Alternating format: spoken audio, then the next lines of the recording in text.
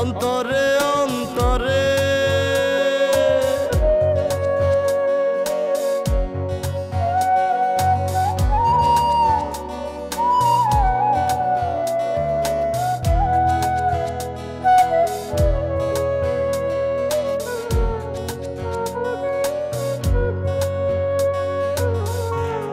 তুমি আশা ভালোবাসা, তুমি যে অনেক কাঠি,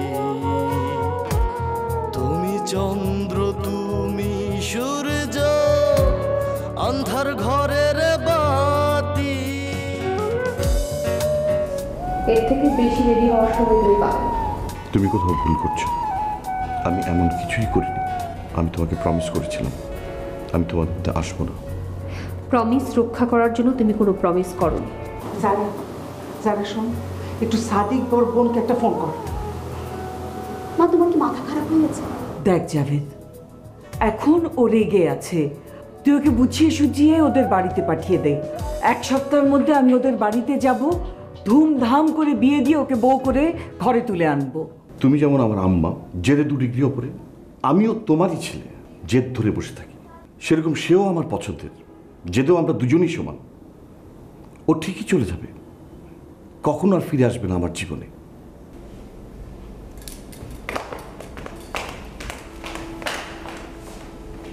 নতুন জীবনের জন্য আপনাকে শুভেচ্ছা জাভেদ ভাই।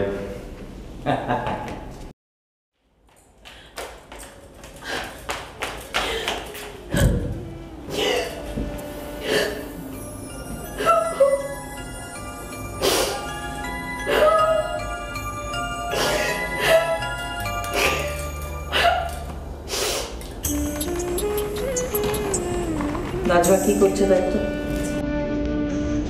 আপনাকে অনেক ধন্যবাদ জাভেদ ভাই।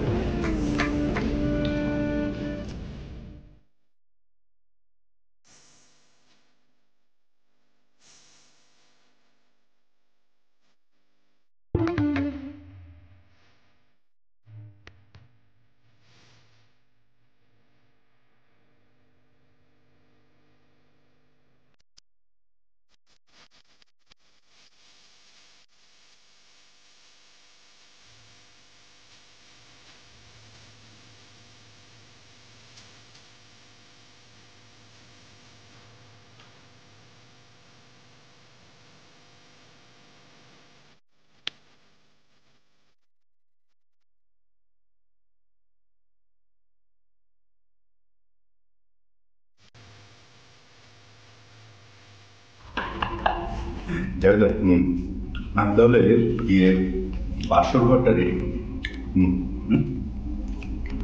ভাবির পছন্দের কোনো ফুল যা দিয়ে আমি বাসর ঘর সাজাবো, আমি ও সব ফুলই করছি।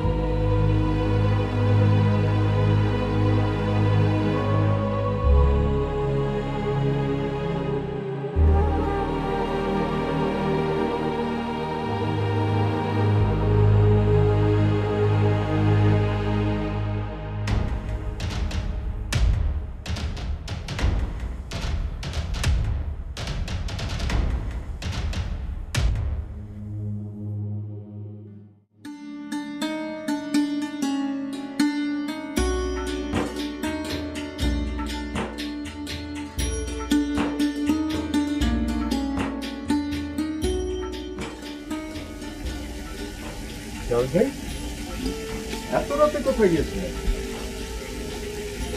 মসজিদ এই সময় সাধ্য করছে নামাজ নামাজ সাহায্য শুক্রিয়া নামাজের জিনিস শুরু হয়। চল হাবিব ধরে আপনাকে পৌঁছে দিয়ে চল, বেশি অ্যাক্টিভ করিস না। জাভেদ, তোর সঙ্গে আমার কিছু জরুরি কথা আছে।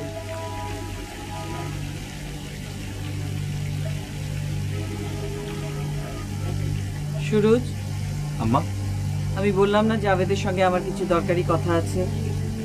আপনি তো কিছুই বলেননি, তাই শুনতে পাইনি। বলেন। এখন বলছি, যাও।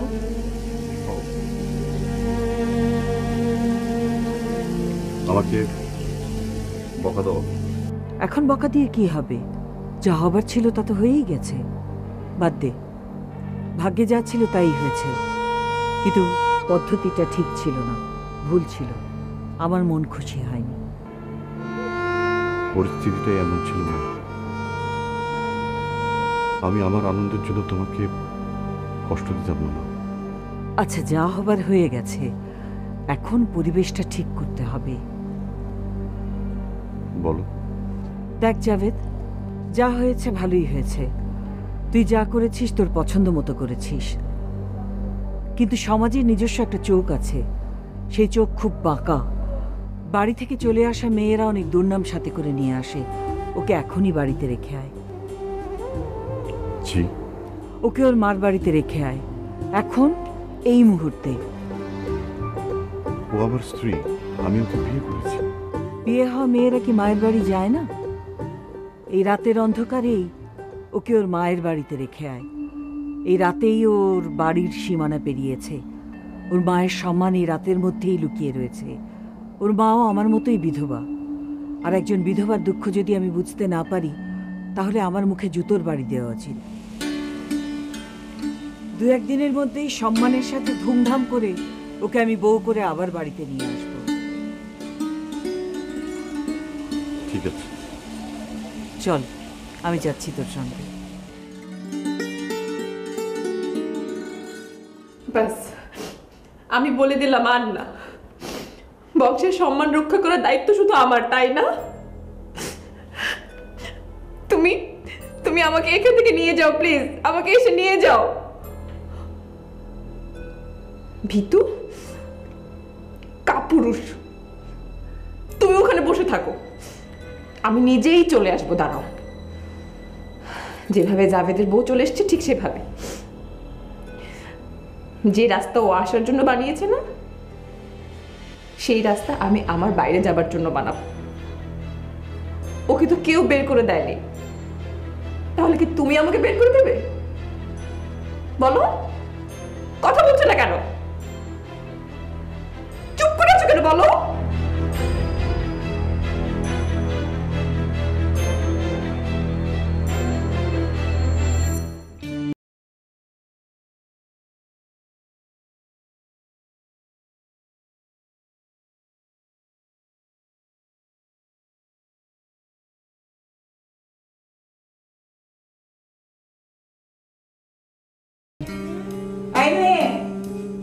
বেরিয়ে এসো, তোমার সাথে জরুরি কথা আছে। আসবে না? ও চলে গেছে। মানে?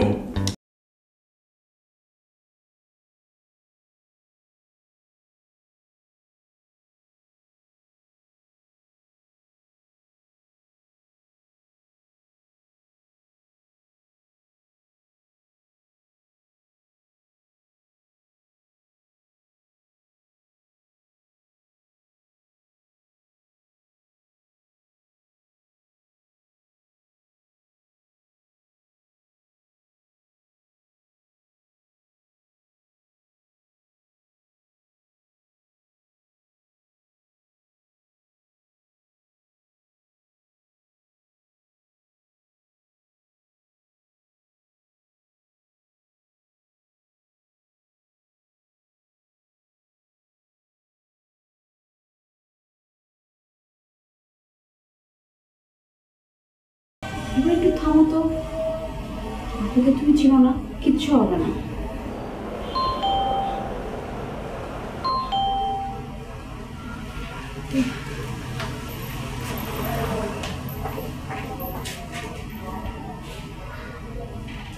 আসসালামু আলাইকুম।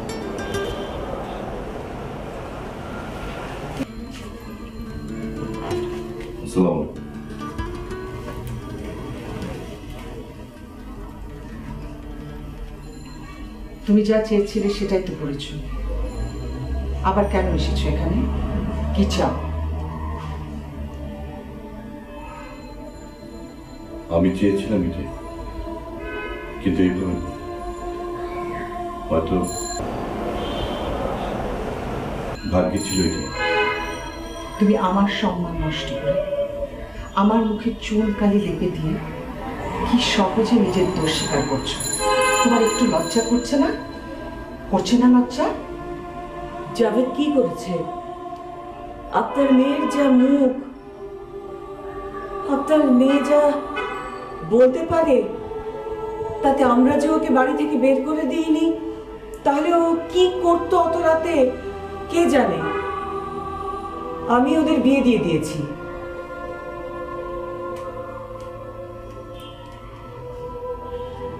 আমার ছেলে ওকে নিজের নাম দিয়ে ওর সম্মান রক্ষা করেছে।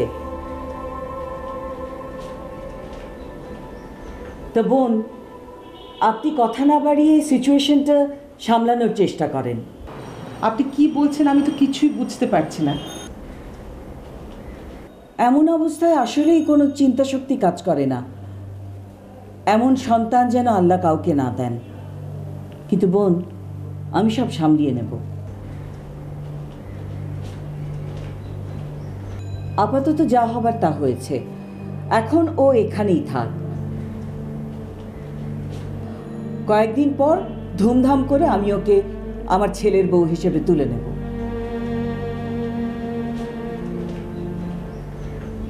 এই মেয়ে, তুমি আমার জন্য 1 কাপ কড়া লিকারের চা নিয়ে এসো।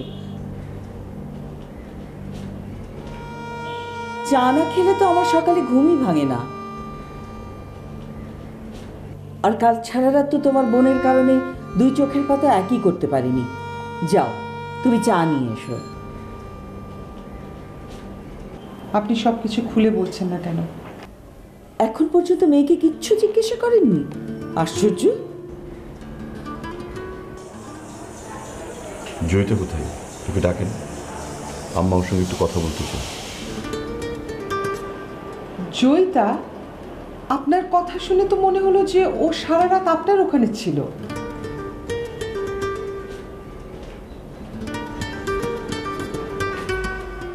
আমি সেটাই তো বলছি। মেয়ে তো বিয়ের পোশাক পরে আমার ওখানে চলে গেল, তা আমি বিয়ে পরিয়ে দিয়েছি।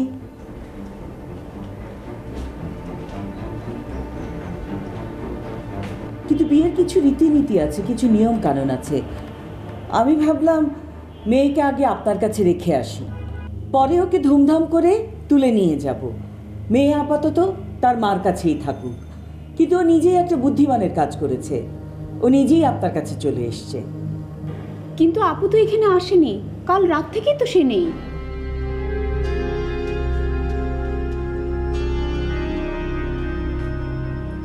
হায় হায়, কোথায় গেল মেয়েটা? বাহ, আপনি আমার মেয়েকে বিয়ে দিলেন, রাতারাতি গায়েবও করে দিলেন, আর এখন বলছেন আপনারা কিছুই জানেন না। না, আপনি গায়েব করার কথা বলছেন? পুরো 10 জন সাক্ষী আছে। ও লাফাতে লাফাতে বউ সেজে আমাদের বাড়ি গিয়েছিল এবং ও বিয়ের জন্য জোর করছিল। তো আমরা কি করব? আম্মা প্লিজ একটু চুপ থাকেন। আমি কিচ্ছু শুনতে চাই না। তুমি আমার মেয়েকে ফিরিয়ে এনে দাও। কোথা থেকে ফিরিয়ে এনে দেব?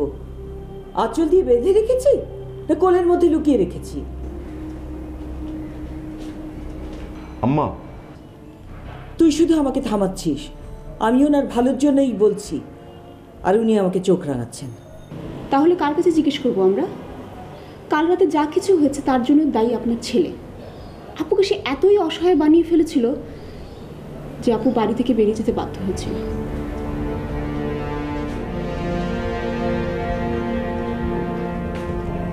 সারাটা রাত ওর চিন্তা আমরা অস্থির, আর আপনারা বলছেন ও এখানে এসেছে, আমার মেয়ে আমার কাছে ফিরে এসেছে। ও আমাদের মনে কোনো খারাপ চিন্তা বা দোষ নেই, তাই আমরা মিলেমিশে ব্যাপারটাকে সলভ করতে এসেছি। আপনার মেয়ে এত জেদি আর এত একরোখা যে কি বলবো, ও তো অন্য একটা কিছু করে বসতো। আমার প্লিজ চুপ করো না, এখন শুধু একটাই কাজ, জয়িতা কোথায়? সেটা তুই চিন্তা কর।